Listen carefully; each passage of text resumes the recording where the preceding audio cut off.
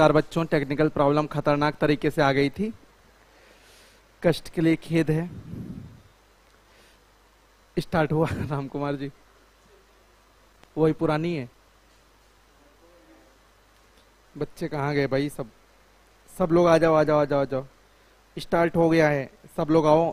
2 ही लोग लाइव हैं।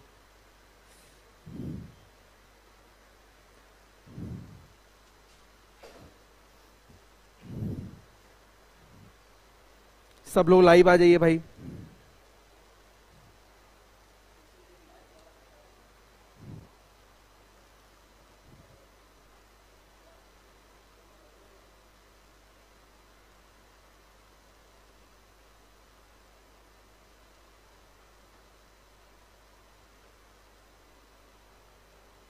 चलिए आ जाइए रुद्र प्रताप सिंह जी, सब लोग आ जाइए भाई। थोड़ा सा टेक्निकल की प्रॉब्लम हो गई थी, समस्या थोड़ी सी बढ़ गई थी, अब बहरहाल सही हो गया। आज हम लोग कमी प्रतिशत और वृद्धि प्रतिशत को थोड़ा सा आगे बढ़ाएंगे। कमी प्रतिशत तथा वृद्धि प्रतिशत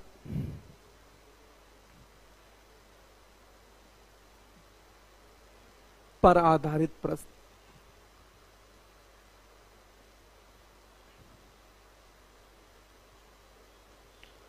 चलिए यहाँ पे आप ध्यान दीजिए, पहले चीजों को समझिए। सब लोग लाइव आ जाइए एक बार। रुद्र प्रताप, दुर्गेश सिंह, अंकेश यादव, जय हिंद। चलिए भाई सब लोग आ जाइए, एक बार कमेंट करिए, आपको दिखाई पड़ रहा है। यहां से अगर 2 राशियां हैं ए और बी बराबर इसका गुणा सी होता है। अगर सी हमारी कांस्टेंट हो, सी कांस्टेंट हो, कांस्टेंट का मतलब होता है अगर स्थिर हो, सी स्थिर हो, सी के मान में कोई परिवर्तन ना हो, तो ए और बी एक दूसरे के इनवर्सली प्रोपोर्शनल होते हैं। ए इनवर्सली प्रोपोर्शनल टू बी, यानी कि ए और बी एक दूसरे के उल्टे अनुपात में होते हैं। तो रूल आप लिखेंगे ए गुणे बी बराबर सी। अगर कांस्टेंट है, अगर 2 लोगों का गुणा कांस्टेंट है, यानी कि बदलाव उसमें कोई नहीं हो रहा है, तो ए का मान बढ़ेगा तो बी का मान घटेगा, बी का मान बढ़ेगा तो ए का मान घटेगा। देखिए एक उदाहरण मैं देना चाहूंगा बच्चे। अगर यहां पे मैं लिखता हूं 20 गुणे 5 बराबर 100,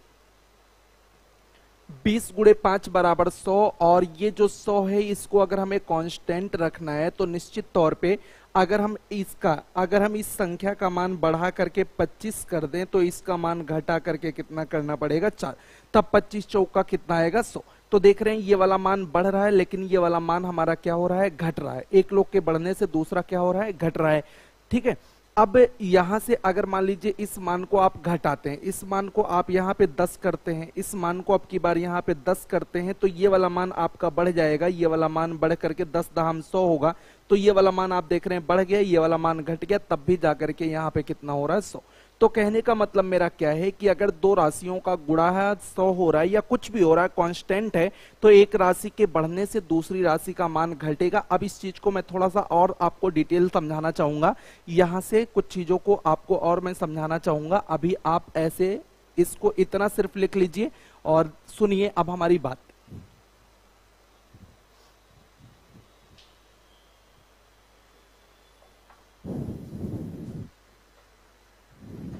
चलिए दिखाई पड़ रहा है सबको? लेट हो गया यार थोड़ा सा, एप्लीकेशन में बहुत दिक्कत नहीं है अंकेश, बस थोड़ी सी दिक्कत है। सही है, पहले की तरह आप अब नहीं पढ़ा रहे हैं, बहुत स्लो पढ़ा रहे हैं। अरे स्लो कहाँ पढ़ा रहे हैं यार, बहुत आराम से पढ़ा रहे हैं, बस थोड़ा फास्ट और पढ़ा दें क्या? चलो अच्छा ठीक है, स्लो नहीं पढ़ा रहे, फास्ट ही पढ़ा रहे हैं, आप टेंशन मत लो अनिल, ठीक है। लेकिन ये है कि चीजों को पहले समझो। अच्छा मान लेते हैं कि चीनी 20 रुपए प्रति किलोग्राम हमारे यहाँ चीनी, तो 20 रुपए प्रति किलोग्राम अगर चीनी है और हमारे यहाँ 5 किलोग्राम चीनी लगती है, तो चीनी का खर्चा कुल मिलाकर के 20 पंचे कितना आ जाएगा? 100।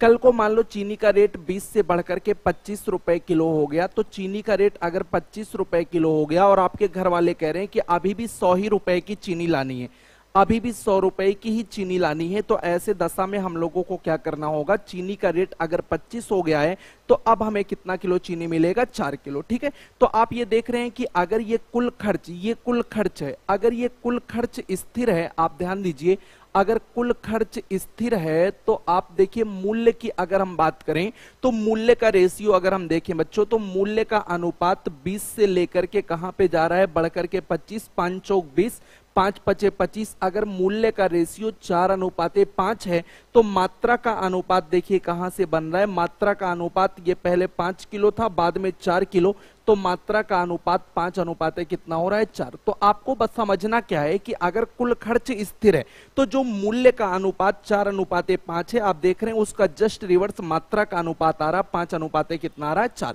तो कभी भी कुल खर्चा अगर स्थिर होता है तो देखिए कुल खर्च निकलता कैसे है, किसी भी वस्तु पर कुल खर्च जो होता है टोटल एक्सपेंडिचर बराबर उसका मूल्य और गुणे मात्रा, उसके मूल्य और मात्रा के गुणनफल के बराबर होता है। और यहाँ पे आपको समझना है कि यदि कुल खर्च स्थिर हो, यही समझना है, यदि कुल खर्च स्थिर हो यानी कि कांस्टेंट हो, कुल खर्च स्थिर हो यानी कि टोटल खर्चे में कोई परिवर्तन ना हो, तो मूल्य और मात्रा एक दूसरे के विलोमानुपाती होते हैं। मतलब जो मूल्य का अनुपात होगा उसका जस्ट रिवर्स मात्रा का अनुपात होगा। आप देख रहे हैं कि मूल्य जैसे 20 से 25 बढ़ा, 4 से 5 बढ़ा, मूल्य में आपकी वृद्धि हो रही, लेकिन मात्रा में आपकी कमी हो रही। मात्रा सीधे 5 से कहां चला जा रहा है, 4 हो जा रहा है। ठीक है, और भी उदाहरण मैं आपको दे दूं, 2-4 उदाहरण, तो आप हर जगह देखेंगे कि अगर कुल खर्च यानी कि टोटल एक्सपेंडिचर में कोई चेंज नहीं हो तो प्राइस जो है वो क्वांटिटी के इनवर्सली प्रोपोर्शनल होती है।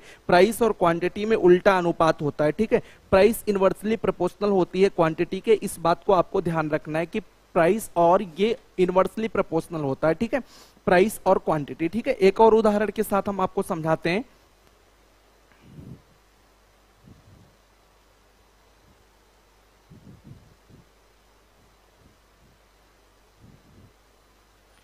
मान लीजिए 50 रुपए किलो आम है, 50 रुपए किलो आम है और आपके घर पे 50 गुणे 6 किलो आम लगता है और कुल खर्चा 300 हो जाता है। अचानक से आम का दाम ये मूल्य हो गया और ये हो गया हमारा मात्रा हो गया और ये हो गया हमारा कुल खर्च हो गया। पहले आप बात को समझिएगा, ये कुल खर्च है, लेकिन बाद में क्या हुआ कि आम का जो मूल्य है वो 75 रुपए किलो हो गया। अगर आम का मूल्य 75 रुपए प्रति किलोग्राम हो गया और अभी भी आपके घर वाले कहते हैं 300 किलो आपका, सॉरी, अभी भी आपके घर वाले कहते हैं कि 300 रुपए ही आम पे खर्चा करना है, तो जाहिर सी बात है कि अगर अब भी 300 रुपए खर्चा करना है तो आम अब आपका कम मिलेगा। कम कितना मिलेगा, 75 से आप अगर भाग करेंगे तो ये 15 पचे 75, 15 दूनी 30, ये 20, यानी कि अब आपको 4 किलो मिलेगा। ठीक है, तो आप देख रहे हैं कि मूल्य जो है आपका बढ़ रहा है लेकिन मात्रा आपकी क्या हो रही है, घट रही है। अब देखिए किस अनुपात में मूल्य बढ़ रहा है, तो 50 से अगर हम 75 करें तो हमारा जो मूल्य है 25 दूना 50, 25 तिया 75, हमारा मूल्य 2 से 3 अनुपात में बढ़ रहा है। लेकिन अगर हम मात्रा की बात करें तो जस्ट रिवर्स होगा बेटा, मात्रा हमारी 6 से 4 पे जा रही है। 6 से 4 पे जाने का मतलब 2 तिया 6, 2 दूना 4, यानी कि मात्रा हमारी 3 से कहां पे जा रही है, 2। तो आपको ये बात समझनी होगी कि अगर कुल खर्चे में कोई परिवर्तन नहीं होता है तो जो मूल्य का अनुपात आप देख रहे हैं उसका जस्ट रिवर्स आपका जो है मात्रा का अनुपात बन रहा है। मूल्य अगर 2 से 3 हो रहा है तो मात्रा जस्ट रिवर्स हो जाएगी, 3 से कहां चली जाएगी, 2। लेकिन यह शर्त है कि जब दोनों का मल्टीप्लिकेशन कांस्टेंट हो। कांस्टेंट का मतलब जब कुल खर्च में कोई परिवर्तन ना हो, जितना खर्चा पहले था उतना खर्चा अगर बाद में है तो मूल्य के बढ़ने से मात्रा घटेगी और मात्रा के बढ़ने से मूल्य क्या होगा, घटेगा। ठीक है, मतलब एक लाइन में हम कह सकते हैं कि मूल्य और मात्रा एक दूसरे के रेसिप्रोकल हैं, एक दूसरे के उल्टे अनुपात में चलेंगे। मूल्य का जो अनुपात होगा उसका जस्ट रिवर्स आपका किसका अनुपात होगा, मात्रा का होगा। ठीक है, तो इसी कॉन्सेप्ट को मैंने ब्रीफली आपको समझा दिया कि अगर ए गुणे बी बराबर सी, सी हमारा कांस्टेंट है, सी में कोई परिवर्तन नहीं करना है बच्चों, तो ऐसे में अगर सी में कोई परिवर्तन नहीं करना है तो ए और बी एक दूसरे के इनवर्सली प्रोपोर्शनल होंगे, यानी कि जो ए का अनुपात होगा उसका जस्ट उल्टा हमारा बी का अनुपात बनेगा। ठीक है, इतनी बात आप सभी लोग समझ पा रहे हैं। चलिए अब यहां पे हम इस पे आधारित सवालों को सॉल्व करते हैं, बहुत ही आराम आराम से सॉल्व करेंगे। बस आपको ये ध्यान रखना है कि जब कुल खर्चे में कोई परिवर्तन ना हो, कांस्टेंट हो, तो जो मूल्य का अनुपात होगा उसका जस्ट उल्टा हमारा मात्रा का अनुपात बनेगा। ठीक है, आइए कुछ अच्छे सवालों को समझते हैं। ठीक है, तो जैसे एक सवाल आप जानते हैं कि बहुत ही पॉपुलर सवाल है, अभी मैं आपको ज्यादा नहीं बता रहा हूं। एक सवाल पहले समझिएगा कि चीनी के मूल्य में, अभी आपको लिखने की जरूरत नहीं, चीनी के मूल्य में 25% की वृद्धि हो जाने से इसकी खपत को कितना प्रतिशत कम किया जाए। इसकी खपत को, अभी आप लिखिएगा नहीं, कितना प्रतिशत कम किया जाए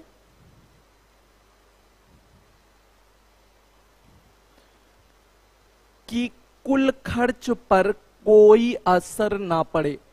कुल खर्च पर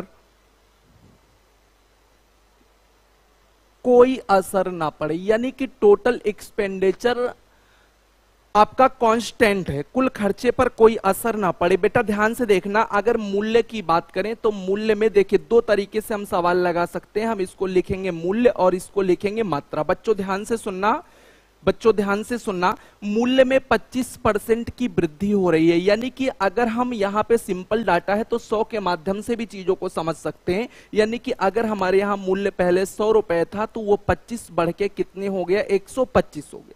ठीक है, अगर हम इसको रेशियो में कन्वर्ट करना चाहें तो 25 चौका 100, 25 पंचे 125, हमारे मूल्य का अनुपात आया 4 कितना आया, 5 आया।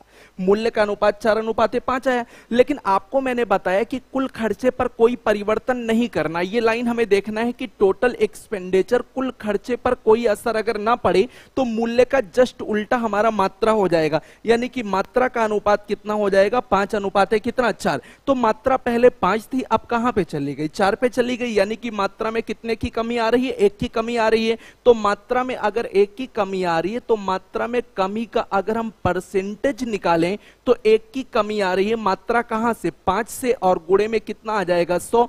तो बोले ये मात्रा हमारी कितने परसेंट घट जाएगी, 20। तो कहने का मतलब ये हुआ कि अगर चीनी के मूल्य में 25% की वृद्धि हो जाए और इसके खर्चे पर कोई असर ना डालना है तो मात्रा को हमें कितना परसेंट कम करके खाना पड़ेगा। तो आप बोलेंगे सर 20% चीनी हमें कम खानी पड़ेगी पहले से। ठीक है, इस चीज को, इस डाटा को बच्चों रेशियो में बना सकते हैं।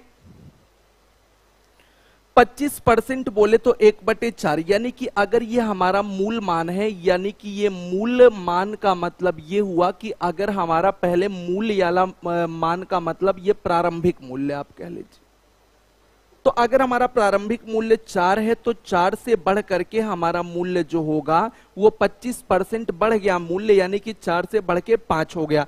तो जस्ट हम इसको रेशियो में कहेंगे कि हमारी मात्रा जो होगी वो जस्ट रिवर्स होगी, 5 से कहां पे चली जाएगी, 4 पे, यानी कि मात्रा हमारी कितनी घट रही है, 1। तो कमी का परसेंटेज अगर हम इसको निकालना चाहें तो 1 की कमी बटे 5 से गुणे 100 कर देंगे, 1/5 गुणे 100 बोले तो ये आपका जवाब आ जाएगा कितने परसेंट का बनेगा, 20% का। तो हमारा आंसर 20। तो हम इसको रेशियो में बना सकते हैं, हम इसको 100 मान के बना सकते हैं। डाटा सिंपल है तो 100 से बना लेते हैं बच्चे। और अगर हमारा ये डाटा कॉम्प्लिकेटेड है, सही बटा वाली जैसी सिचुएशन आ रही है, तो इसको हम भिन्न में बना के करेंगे तो ज्यादा बेहतर पड़ेगा। ठीक है, चलिए अब यहां से हम लोग सवालों पे चलते हैं। ये कॉन्सेप्ट हमारा क्लियर हो गया, इस पे अब हम लोग सवाल करेंगे बच्चों। तो चलिए आज का पहला सवाल सर लगा दीजिए बोर्ड पे, पहला सवाल बच्चों के लिए लगा दीजिए।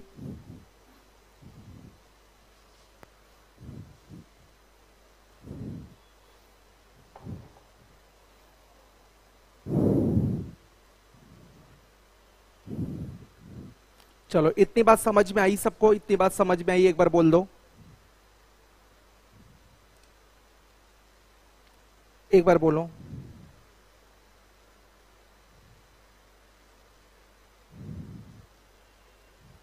चलो सब लोग एक बार बोलो भाई, समझ में आ रहा है सबको।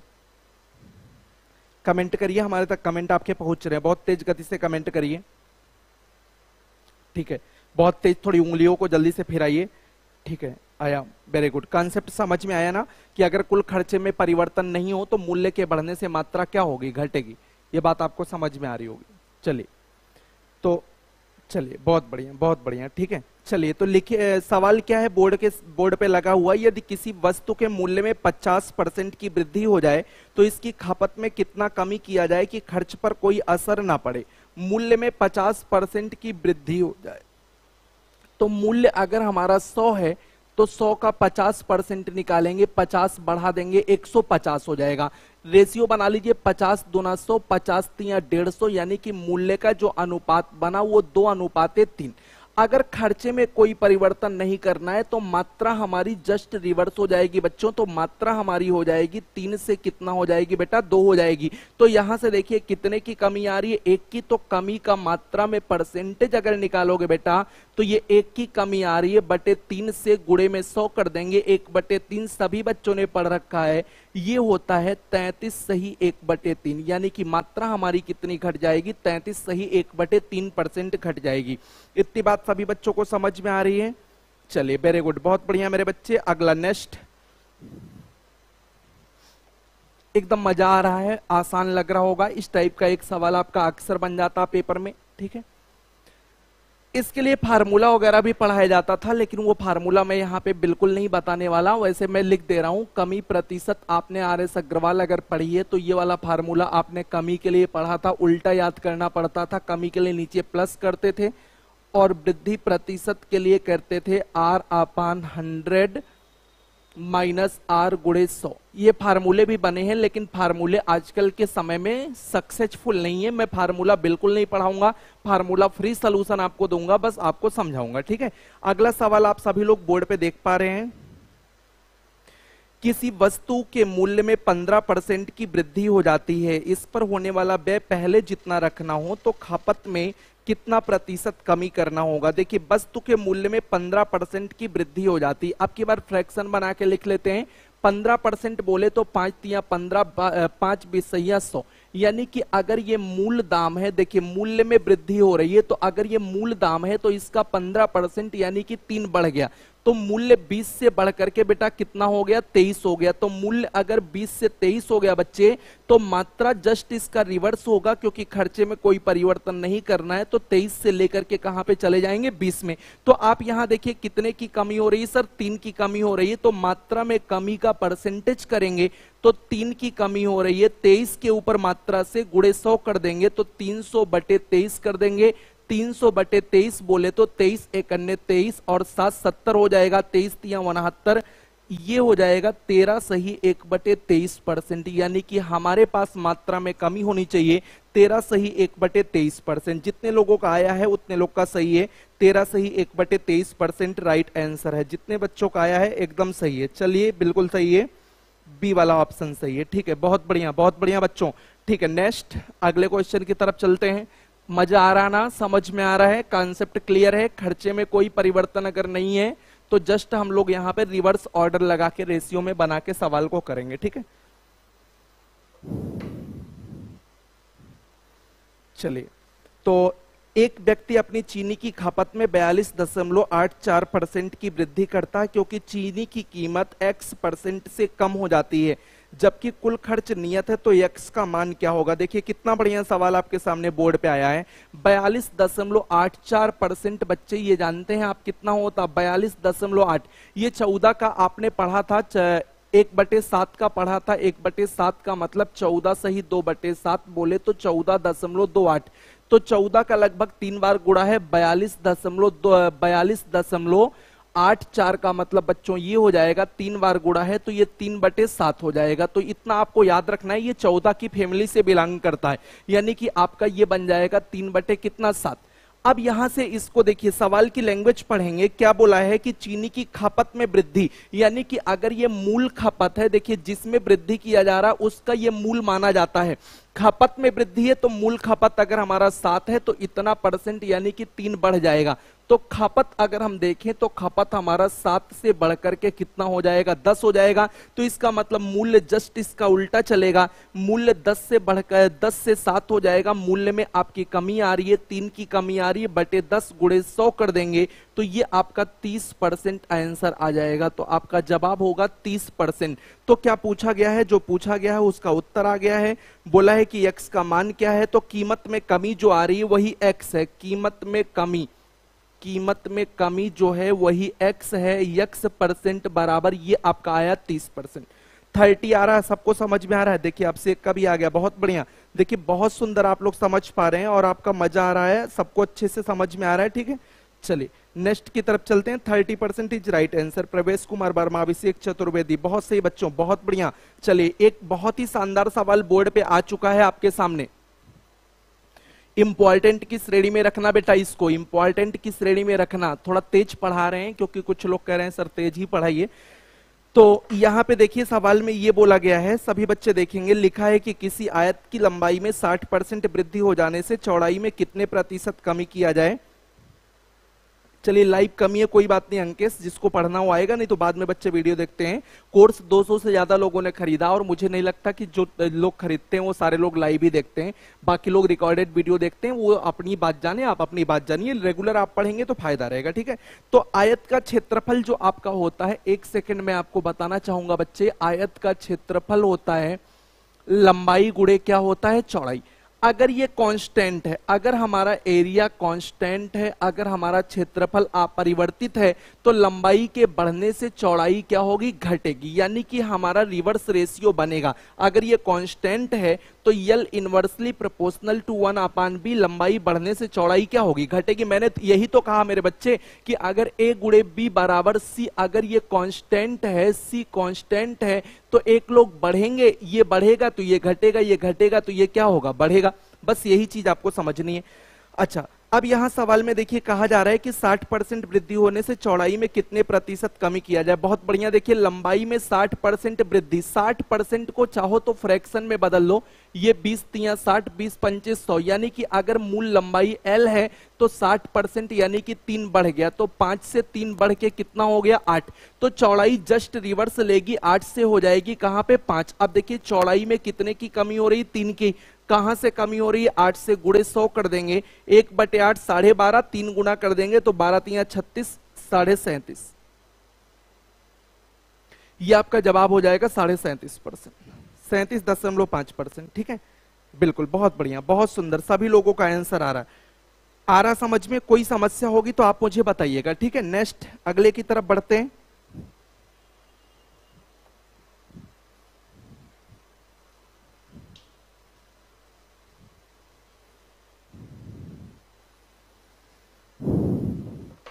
सवाल यह है किसी त्रिभुज के आधार में 66 से ही 2/3% की वृद्धि हो जाती है, क्षेत्रफल स्थिर रखने के लिए ऊंचाई को कितना प्रतिशत कम कर देना चाहिए।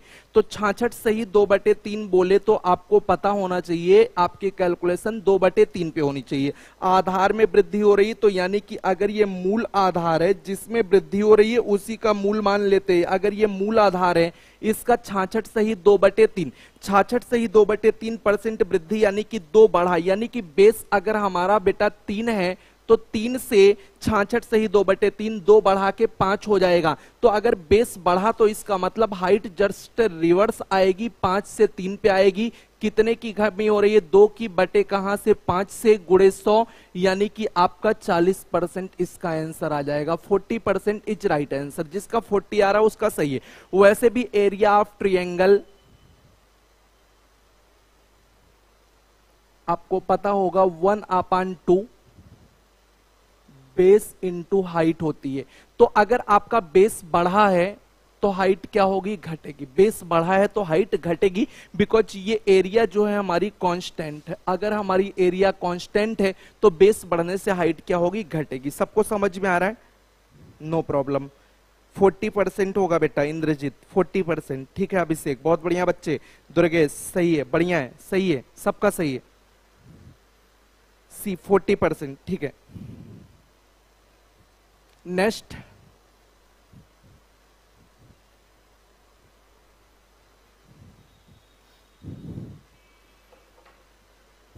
यक्स वाई के व्युत्क्रमानुपाती है। सवाल देखिए कितना बढ़िया सा लिखा है कि यक्स वाई के व्युत्क्रमानुपाती है।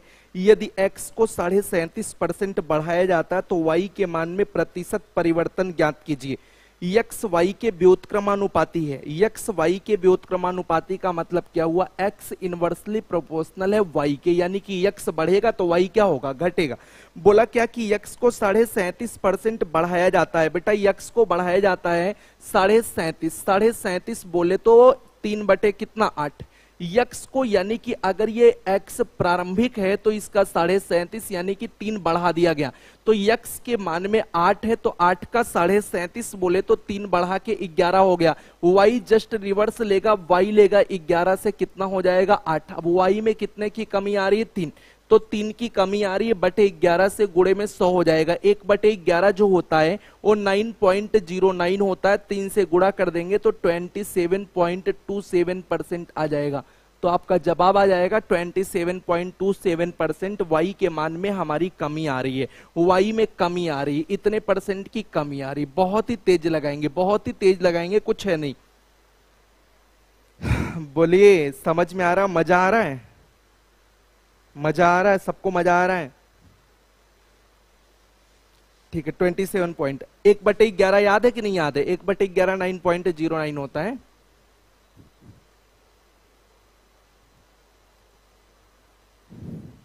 नेक्स्ट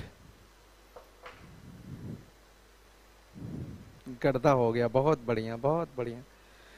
देखिए सवाल यह है कि खाद्य तेल के मूल्य में 25% की वृद्धि होती है अपने बजट को बनाए रखने के लिए। सूचना ने इस तेल के उपभोग में 20% की कमी करती है। खाद्य तेल के उपभोग में 20% की कमी करती है, दो बार लिख दिया भाई। खाद्य तेल के व्यय में कितने प्रतिशत का परिवर्तन होगा? अब यह है लगातार कमी और वृद्धि, अब यह है लगातार कमी और वृद्धि, और यहां से हम लोग करेंगे परिवर्तन। ठीक है, तो आप भैया क्वेश्चन हटा दीजिए, थोड़ा सा इन लोग को हम कॉन्सेप्ट बता दें। लिखेंगे जब लगातार कमी या वृद्धि हो,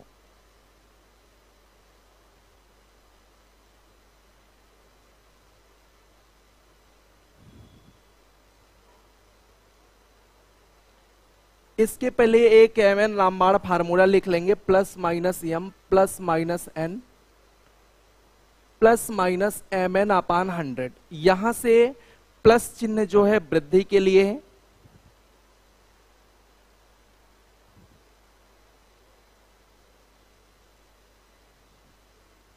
और माइनस चिन्ह जो है यह कमी के लिए।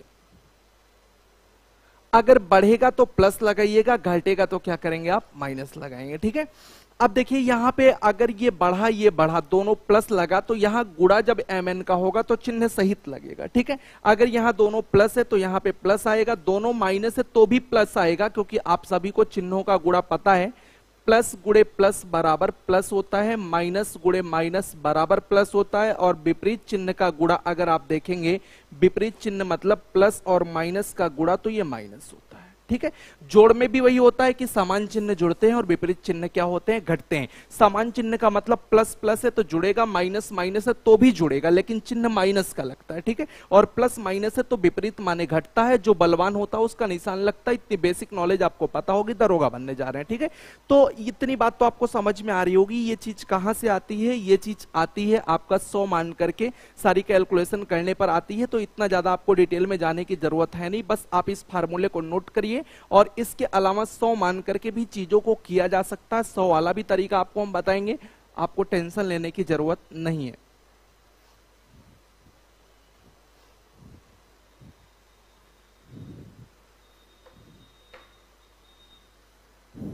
क्वेश्चन अभी रुके रहिए। अब देखिए जैसे मान लीजिए कोई चीज 100 है, उसमें m% की वृद्धि हो गई, तो m% अगर हम वृद्धि करते हैं तो ये हो जाएगा बढ़ के 100 प्लस m। अब इसमें n% और हमें वृद्धि करना है, तो n% और वृद्धि का मतलब ये हुआ कि हमारे पास 100 प्लस m तो था ही, उसमें अगर वृद्धि करना है तो 100 में जोड़ के करते हैं, तो 100 प्लस ये हो जाएगा n हो जाएगा, और परसेंटेज हटाएंगे तो ये बटे में कितना हो जाएगा 100।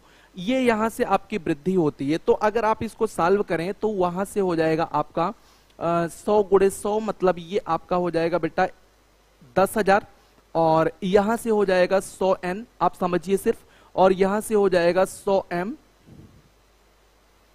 और ये हो जाएगा mn, और पूरे का बटे 100। तो पूरे का बटे 100 करेंगे, यहां से 100 आपका चला जाएगा, यहां से 100 चला जाएगा, और यहाँ से 100 चला जाएगा तो ये हमारे पास बचेगा m बचेगा, यहाँ पे n बचेगा, यहाँ से mn और ये बटा 100 इसमें लगेगा mn बटे 100 और प्लस में हमारे पास यहाँ पे बचा है 100। अब ये इतना हमारा बढ़ के हुआ, लेकिन कितना बढ़ा यहां से अगर पता करना है कि ये मान कितना बढ़ा तो इसमें से हमें 100 घटाना भी पड़ेगा, तो 100 आपका कट जाएगा, तो यहीं से ये फार्मूला बनता है m प्लस n और प्लस mn बाई 100। ये वृद्धि के लिए है, ऐसे आपका कमी के लिए भी फार्मूला बनता है। ठीक है, तो ये सब डिटेल आपको जानने की जरूरत नहीं है, यहीं से फार्मूला बनाए। पहले m% बढ़ाएंगे तो 100 प्लस n हो जाएगा, फिर n% बढ़ाना है तो 100 प्लस n बटे 100 हो जाएगा, क्योंकि कोई भी चीज अगर आपकी 100% होती है और इसमें आपको 20% बढ़ाना है तो 20% बोले तो 100 में 20 बढ़ा देंगे, कितना हो जाएगा 120। मान लो आपको 30% फिर बढ़ाना है तो 30% फिर बढ़ाने का मतलब ये हुआ कि 12 तिया 36, आप यहां से 36 बढ़ाएंगे तो ये बढ़ करके कितना हो जाएगा 156। तो टोटल कितना बढ़ा, तो आप कहेंगे सर 100 से 56 चला गया, यानी कि टोटल कितना बढ़ गया 56 बढ़ गया। ठीक है, अब यही जो लगातार की आप वृद्धि कर रहे हैं इसी को सक्सेसिव फार्मूले से हम लोग निकाल लेते हैं। फार्मूला क्या कहता है mn वाला कि प्लस पहले 20 कर लीजिए, फिर आपने 30 बढ़ाया है, फिर mn कर लीजिए तो 20 गुणे 30 बटे कितना कर लेंगे 100, यानी कि आपका 20 30 50 और 6 बढ़ा देंगे तो 50 6 कितना हो जाएगा। ठीक है, तो ये सक्सेसिव इंक्रीमेंट है। तो आपको मैंने 100 मान के भी समझा दिया कि आप अगर 100 मानते हैं फिर 20% बढ़ाते हैं तो 20% 20 बढ़ा 120 हो गया। फिर मान लीजिए आप 30% बढ़ाते हैं तो 120 का 30% निकालेंगे, 12 तिया 36 आएगा, 36 और बढ़ा दीजिएगा तो ये आपका 156 हो गया। ओवरऑल कितनी वृद्धि हुई, तो बेटा 100 से आप पहुंच गए कहां पे चले गए 156, यानी कि 100 से 156 अगर पहुंच गए तो वृद्धि आपकी कितने की होगी 56 की, यानी कि ओवरऑल आपका 56% की वृद्धि हो जाएगा।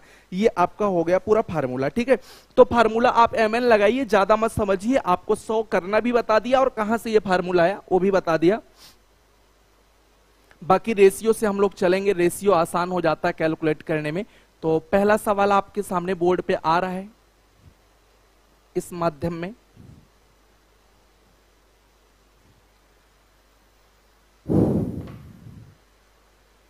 लिखा है कि खाद्य तेल के मूल्य में 25% की वृद्धि होती है। आप सभी लोग ध्यान देंगे,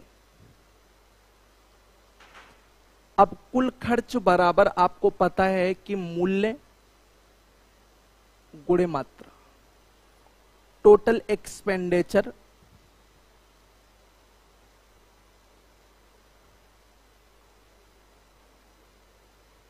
प्राइस इनटू क्वांटिटी,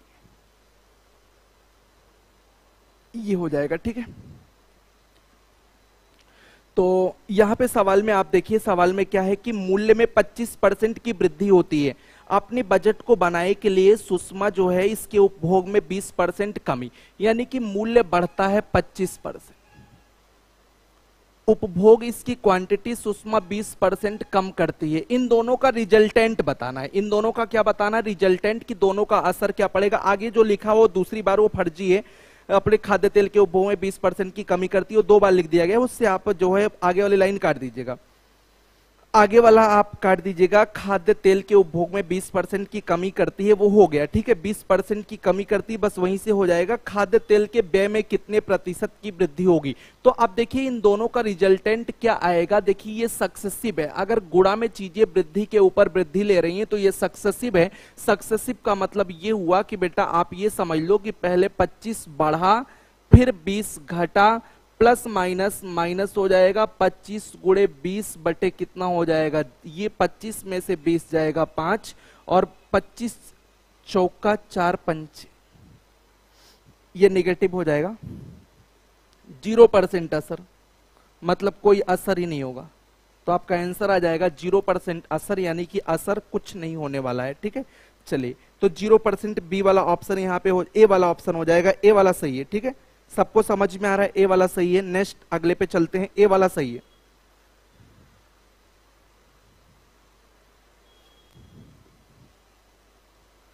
सौ मान के भी कर सकते थे, देखिए ऐसे भी कर सकते हैं, बहुत सारे तरीके हैं।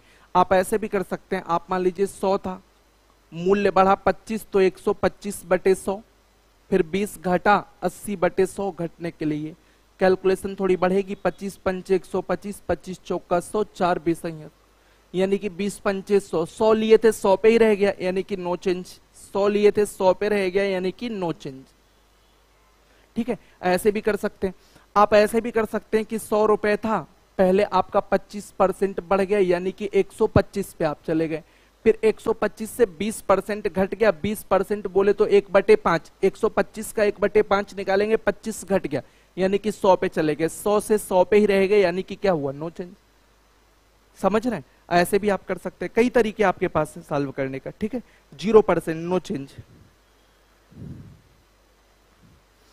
अब देखिए अगला सवाल है कि सेब का मूल्य 80 रुपए से बढ़कर के 100 रुपए किलोग्राम हो जाता है, एक व्यक्ति को सेब की खपत को कितना प्रतिशत कम कर देना चाहिए कि उसके खर्च पर कोई असर ना पड़े। देखो बहुत ही इजी क्वेश्चन है, ये तो पुराने वाले से रिलेट कर रहा है। मूल्य 80 से 100 हो गया, मूल्य 80 से बढ़कर के 100 हो गया, यानी कि 20 चौक 80, 20 पंचे 100, तो मात्रा जो होगी जस्ट रिवर्स हो जाएगी, 5 से कहां 4, तो मात्रा में कितने की कमी, 1/5 गुणे 100, आंसर आ जाएगा 20% सही, 20% सही। ठीक है, 80 से बढ़कर के मूल्य 100 हो गया, खपत कितना कम कर देना चाहिए, तो खपत जो है उल्टा होगा, 20% होगा। ठीक है, नेक्स्ट,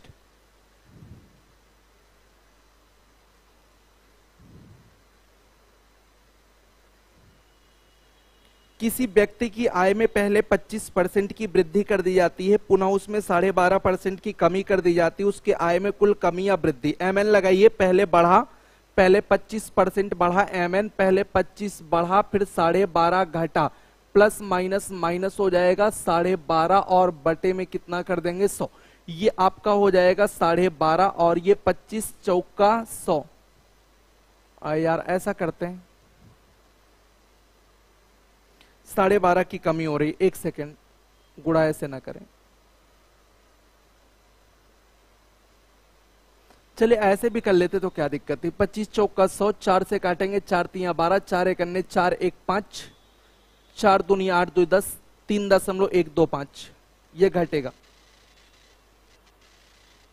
तो कुल मिलाकर के ये हो जाएगा आपका 12.5 के बाद 00, 3.125, 10 में से 5 जाएगा 5, 9 में से 2 जाएगा 7, 4 में से 1 चला जाएगा 3, और 11 में से 3 जाएगा 8, 8.375%, ये आना चाहिए 8.375%। यार कोई ऑप्शन नहीं है, 8.375%। एक सेकेंड, 25% पहले वृद्धि हो गई, 12.5% कमी हो गई, आय में कुल कमी या वृद्धि, सही तो है यार।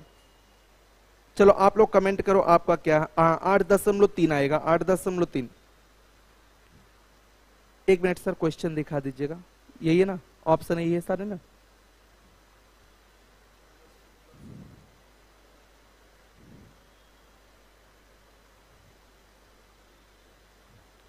चलिए ठीक है, ऑप्शन यहाँ पे थोड़ा इरर है, कोई दिक्कत नहीं, ठीक है। नेक्स्ट अगले क्वेश्चन पे चलते हैं, अगला अगला लगाइए सर। हाँ ऑप्शन इरर है, हाँ लगभग 9, लगभग 9 ही नहीं होगा, 8 ही समथिंग होना चाहिए।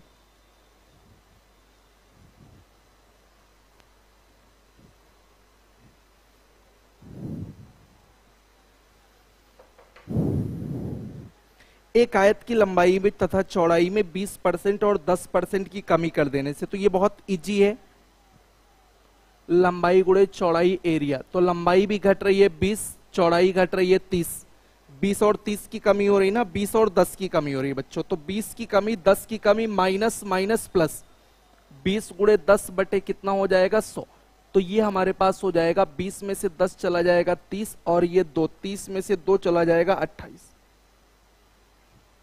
माइनस आया तो कमी है, ठीक है, और प्लस आया तो क्या है, वृद्धि। आप इसको ऐसे रेशियो से भी बना सकते थे, 20% बोले तो 1/5 और 10% बोले तो 1 कितना होता 10, तो लंबाई जो है घट गई 5 से घट के 1 घट गई, 5 का 20%, 1 घट के 4 हो गई, चौड़ाई 10 थी तो 10 का 10% एक घट गई तो एक घट गई तो 9 हो गई, यानी कि एरिया जो बनेगी वो एरिया हमारे पास बनेगी 10 पचे 50 और यहाँ पे 9 चौक कितना 36।